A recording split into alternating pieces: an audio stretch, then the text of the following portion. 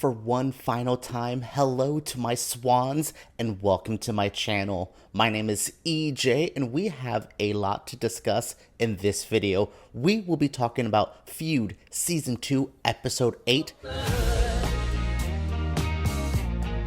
We have made it to the end of Feud Season 2, Capote versus the Swans, and we've left off with a okay note. I'm almost, maybe I am in the meh category with this episode.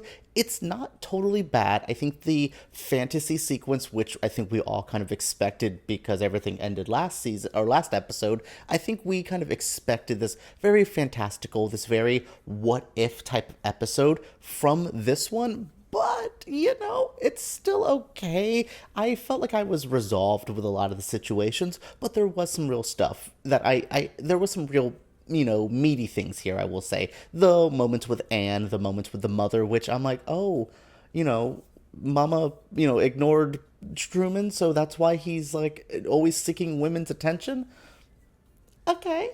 Sure, that is a choice you've made with the narrative. But no, I think this episode was fine. It filled in a lot of gaps that I think should have been in other episodes. This was, especially the Jessica Lange stuff, it didn't feel like this was needing to be all kind of crammed in. I really like the Mama Capote vibes, but I think if this was sprinkled throughout the series, kind of each episode maybe focusing on a swan. I like this idea though, like giving the swans, especially the fictional versions of them, all kind of a send-off, all, you know, amending the horrible things, at least the horrible things he said about them in the books. So it's interesting, but I wish that was there in a different capacity. I wish we could have spent episodes on each swan. Here's the Anne episode, here's the Lee episode. That could have made it more, and then, you know, capping it, maybe starting and finishing with Jessica Lange's mama character berating him like she did in this episode. You know, I think there was a way of telling the story, and I liked Capote versus the Swans.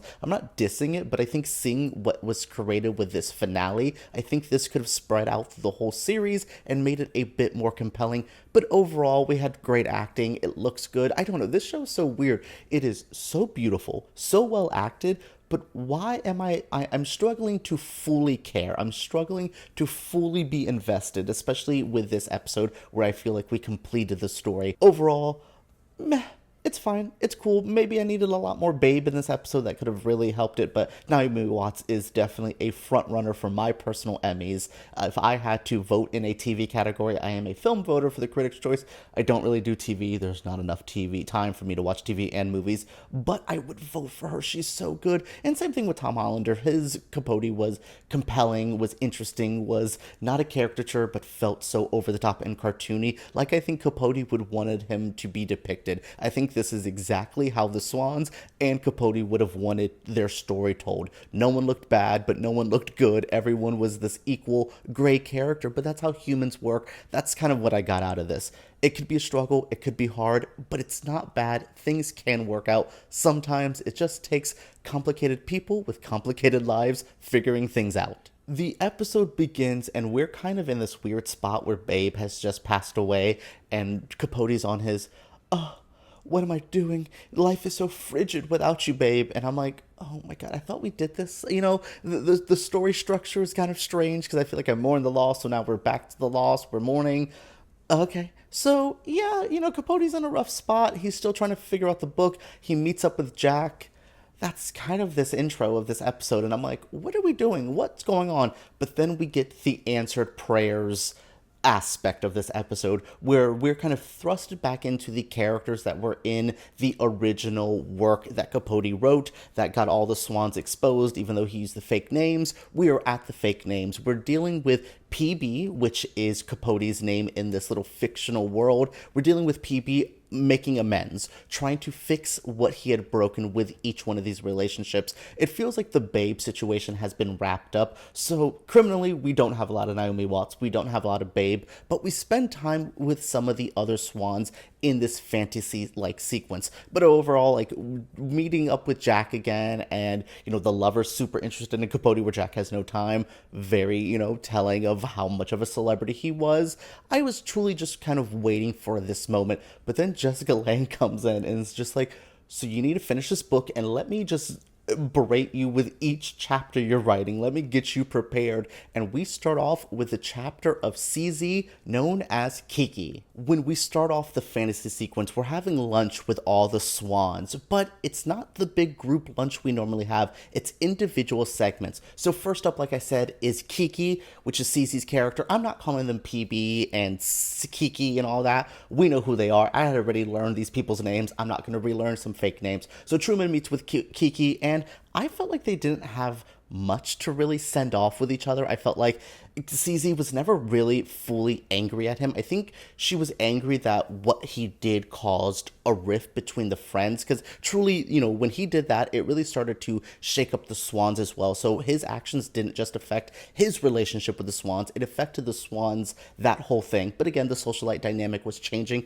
It was a truly weird time. So he says goodbye to CZ. They hang out, they go to the country, the countryside. They're chill. I thought this was kind of the most useless section. I felt like I could have got a better finale with Babe and replaced Babe with CZ, because CZ was always pro Truman. So, what do I get out of here? What I really needed was the Slim stuff. So he's eating, lunch with Slim, and she's still like, I don't want to forgive you. But, she's giving him crumbs. He follows her back to the place, and she's kind of letting him. It's very Dom sub relationship between Slim and Capote was hilarious. She truly was the Dom there and would just make him like beg and grovel in a weird way, but she does forgive him. They have this kind of cute moment of shattering glasses, and again, it's like we wrap up stories, and I'm like, okay, Slim was always kind of bitchy to him, but they were always kind of bitchy to each other. I understood the, the brat Dom aspect of Slim and Capote, but was really there. What we really needed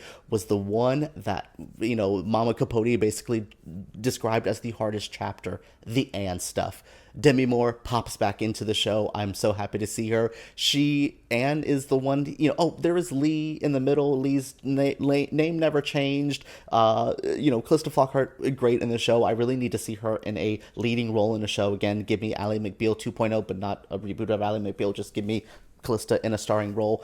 She has a somewhat gay husband based on a famous director. They plot to kill him. He gives her the forgiveness that she wants, which is a memoir to make her that much more famous. Her sister's, I believe, Jackie Kennedy, cousin sister. One of those two is her, relation to that. So she's very much like, I need the memoir to make me feel full and complete. She gets it. They plot to kill her gay husband slightly.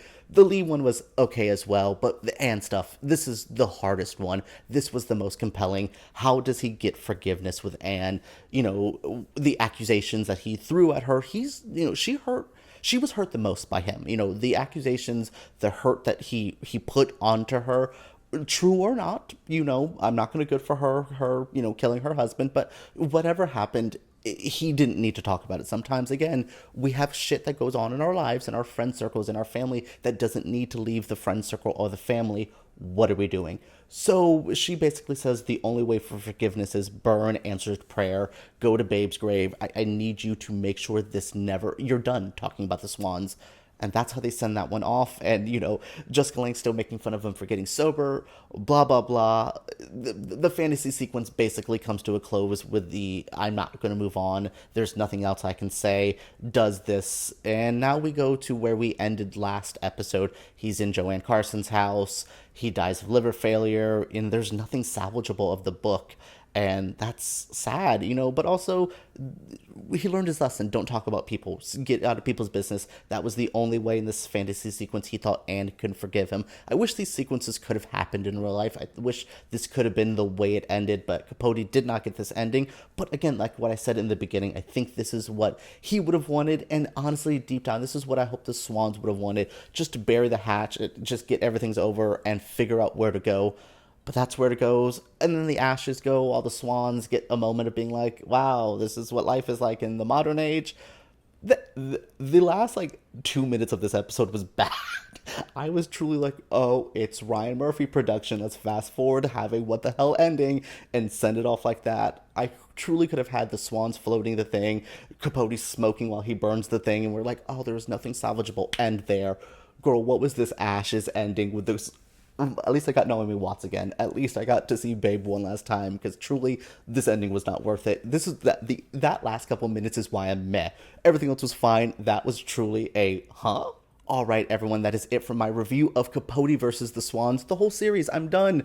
This is crazy. We have American Horror Story Delicate right around the corner. Part 2 is going to delight, scare us, shock us. I've read the book now. You can see my video about reading the book. Oh, so much great stuff. Make sure you're subscribing. If you are subscribed, if you join me for this journey, thank you. It means so much. I love having you guys at my channel. I will be doing some movie reviews. I will be doing some stuff in between the time that American Horror, like this and American Horror Story. So make sure you subscribe. Make sure you're commenting, make sure you're giving me those thumbs up. Those super duper matter. Thank you guys again for joining me. Subscribe, all that stuff, and let's talk about Capote versus the Swans in this weird ass finale right down below.